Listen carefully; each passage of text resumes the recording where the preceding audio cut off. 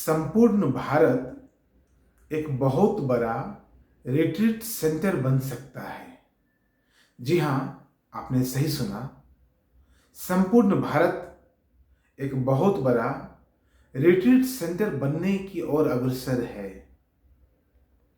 Post Covid के बाद आप देख रहे होंगे कि कितनी बड़ी संख्या में विदेशी भारत की ओर आ रहे हैं। कोविड के बाद के और अभी के बीच के यदि एक शोध मतलब एक रिपोर्ट को आप देखें, आपको पता चलेगा बहुत बड़ी संख्या में लोग विदेशों से भारत की ओर कूच कर रहे हैं। निश्चित तौर पर यह एक संकेत है, यह एक शुभारंभ भी है। और दूसरी ओर भारत में अभी अभी रामलला विराजमान हुए हैं अयोध्या में। आपने देखा अब तक का दुनिया का सबसे बड़ा सेलिब्रेशन, सबसे बड़ा उत्सव और उल्लास का माहौल पैदा किया गया भारत में, या कहीं पैदा हुआ भारत में। भारत के सरकार और नियति दोनों मिलकर, भारत की सरकार और नियति मिलकर यह चाहती है कि भारत अध्यात्म का पुनः एक महानतम, एक व्यापकतम केंद्र स्थापित हो सके। नियति भारत के साथ है और इसी में मैं आपको यह भी कहना चाहता हूं कि यदि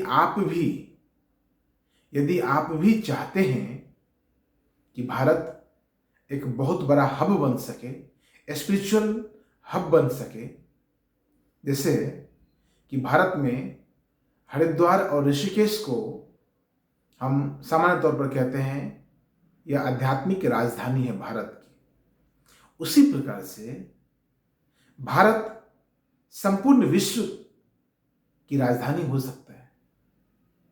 पूरी दुनिया की राजधानी बनने का गौरव भारत को फिर से प्राप्त हो सकता है। नियति भारत को फिर से मौका देगी। हाँ, अब देखना भारत की सरकार को है और यहाँ के पूंजीपतियों को है। आम बोलचाल की भाषा में कहूं तो यहाँ के अरबपति मित्रों को है। मैं उन अरबपति मित्रों को भी स्वागत करता हूं, उनका भी स्वागत करता हूं, आप आए। जो विजनरी हैं वो, उनका भी मैं स्वागत करता हूं, वो आए। जो दूरदृष्टा हैं, जो बड़े बड़े पॉलिसी मेकर हैं, उनसे मैं कहता हूं आप आगे आए। भारत को विश्व का सबसे बड़ा आध्यात्मिक केंद्र बनाने में आप मदद करें और स्वयं भी लाभान्वित हों। आप यदि भारत में अध्यात्म के क्षेत्र में पूंजी निवेश करते हैं तो मुझे तो दिख रहा है, मुझे तो दिखता है कि उसमें 100% नहीं, 1000 या लाख प्रतिशत कहिए, संभावना है बढ़ोतरी की, संभावना है बढ़ने की।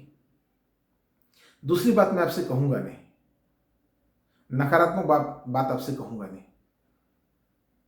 मैं बार बार कहता हूं जो नियति है, नियति भारत के साथ है। नियति चाहती है यह कि भारत की जो युवा पीढ़ी है, जो यंगेस्ट पॉपुलेशन है भारत में और ओल्डेस्ट सिविलाइजेशन है भारत की, यह दोनों नियति की दृष्टि में एक सामूहिक प्रयोग की ओर जाने को इशारा करती है।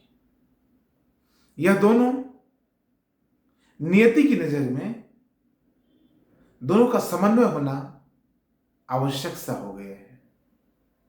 नियति इस बात को पूर्ण रूप से समझती है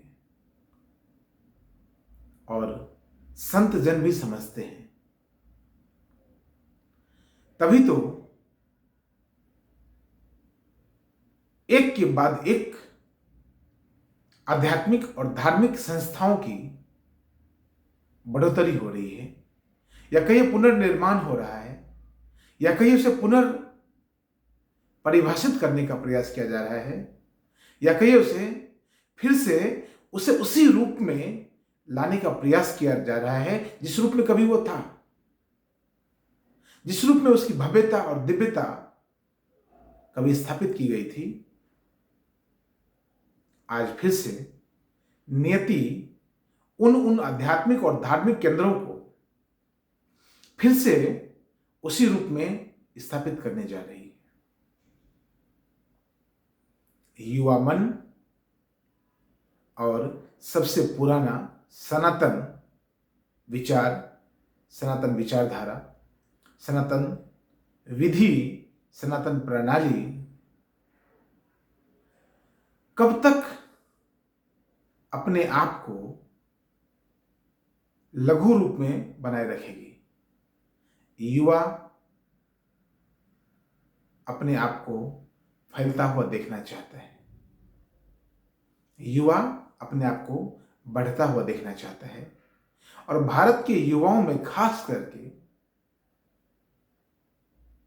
सबसे ज्यादा कॉन्शियस होने की संभावना है, क्योंकि भारत अभी भी उतना ज्यादा यांत्रिक नहीं हुआ है जितना कि पश्चिमी जगत। भारत का युवा मन उतना ज्यादा यांत्रिक नहीं हुआ है। इससे एक बात और पता चलता है कि दूसरी तरफ से वह युवा मन बहुत ज्यादा संवेदनशील है। यांत्रिक हो जाएगा तो संवेदनशील नहीं रह पाता। अभी यांत्रिक उतना नहीं हुआ है तो बहुत संवेदनशील है। उस संवेदनशीलता में यदि थोड़े से कॉन्शियसनेस के पुट आ जाए, थोड़े होश, थोड़े जागृति का समन्वय कर दिया जाए, जो कि नियति करना चाह रही है, जो कि नियति पूरी तरह से करने पर उतारू है, तो भारत की अरबपतियों से और भारत के युवाओं से, भारत के विजनरी लोगों से, भारत के नीति निर्माताओं से मैं निवेदन करता हूं, आप और जो भी कार्य करते हैं और जिस क्षेत्र में आप निवेश करते हो तो करें ही, साथ ही भारत को विश्व की आध्यात्मिक राजधानी के रूप में भी देखने का आप प्रयत्न करें। निश्चित तौर पर यह भारत के लिए, यह भारतीयों के लिए और पूरी दुनिया के लिए फायदेमंद होगा। प्रकृति की भी एक सीमा है। एक तरफ हम एआई की बात करते हैं, आर्टिफिशियल इंटेलिजेंस की बात करते हैं, एक तरफ हम कंप्यूटर और नए नए गैजेट्स की बात करते हैं, और दूसरी तरफ भारत एक संभावना पैदा कर रहा है जहां की स्वयं के इंटेलिजेंस को ही प्रमुखता दिया जाए, जहां की स्वयं के कॉन्शियसनेस को ही प्रमुखता दिया जाए। यह भारत की नियति तय कर रही है। भारत इसमें कुछ नहीं कर रहा है, यह भारत की नियति तय कर रही है, क्योंकि ऐसा तो कभी हो नहीं सकता कि पूरी दुनिया, पूरी सृष्टि, पूरा विश्व आर्टिफिशियल इंटेलिजेंस और कंप्यूटर से ही काम करे। फिर मनुष्य क्या करेगा? फिर मनुष्य का अस्तित्व समाप्त हो जाएगा। दुनिया हमेशा दो ध्रुवों पर चलती है। सृष्टि हमेशा द्वैत पर चलती है, द्वैत पर। तो इसीलिए पश्चिमी जगत जितना ज्यादा यांत्रिक होता जाएगा, भारत में उतनी ज्यादा संभावना संवेदनशीलता की ही रहेगी। और पश्चिमी जगत भी अपने खोई हुई, अपने भीतर जो खो गई है जो संवेदनशीलता, उसको पाने के लिए भारत निश्चित तौर पर आएगा। एक वीडियो में सब कुछ कहना संभव नहीं होता, आप भी समझते होंगे, लेकिन मैं इशारा करता हूं, मुझे जो दिख रहा है, मुझे नियति के पदचाप सुनाई दे रहे हैं। इसलिए यह वीडियो मैं आपसे शेयर कर रहा हूं। मैं जानता हूं आने वाले कुछ वर्षों में भारत का भाग्य एक नए रंग और ढंग का होगा। अब जरा सोचिए 15-20 सालों में या पिछले 30 सालों में या पिछले 40-50 वर्षों में भारत से जो भी साधु पश्चिमी जगत की ओर गए, चाहे महर्षि महेश योगी हो, ओशो हो, स्वामी राम हो, कई इस्कॉन के फाउंडर हो, अनेक अनेक अनेक साधुओं की बहुत लंबी लिस्ट है। उन लोगों ने पश्चिमी जगत को बतलाने का प्रयास किया कि तुमने जो कुछ जाना है वो एक ही आयाम है, दूसरे आयाम को जानने के लिए तुम्हें भारत जाना चाहिए। अब भारतीय साधु विदेश जाएंगे या नहीं वो तो मैं नहीं जानता, लेकिन मैं यह निश्चित तौर पर जानता हूं विदेश से, पूरी दुनिया से बहुत सारे लोग भारत की ओर आएंगे। यह नियति की पदचाप है जो मुझे सुनाई दे रहे हैं। यही नियति चाहती है और तभी अद्वैत घटित होगा स्वयं के भीतर, दुनिया के भीतर नहीं। प्रकृति तो हमेशा द्वैत से ही चलती है,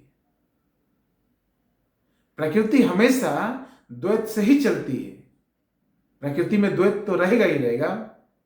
भारत के भीतर जो अद्वैत पैदा होगा वो तभी पैदा होगा जब दुनिया भर के लोग भारत की धरती पर आएंगे, तब भारतीय लोगों के लिए वो अद्वैत पैदा होने का क्षण होगा और विदेशियों के लिए भी।